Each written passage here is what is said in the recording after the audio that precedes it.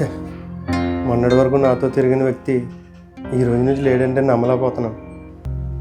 ఏంటండి మీ ఫ్రెండ్ చనిపోతే 1,00,000 రూపాయలు ఇచ్చి వచ్చారంట? మనం ఏం కోటీసులమా? మన ఇంటి పరిస్థితి, పిల్లల భవిష్యత్తు గురించి కూడా ఆలోచించాలి కదా. చనిపోయింది నా ఫ్రెండే కాదురమ్మా, ఆ ఇంటి ఆధారం, ఆ ఇంటికో పెద్ద దిక్కు. ఆ కుటుంబం కళ్ళల్లో రేపుడు భవిష్యత్తు గురించి భయం కనిపించిందిరమ్మా నాకు. భయం ఉంటే అంత డబ్బులు ఇవ్వాలా? ఇన్సూరెన్స్ లాంటివి ఉంటాయి కదా.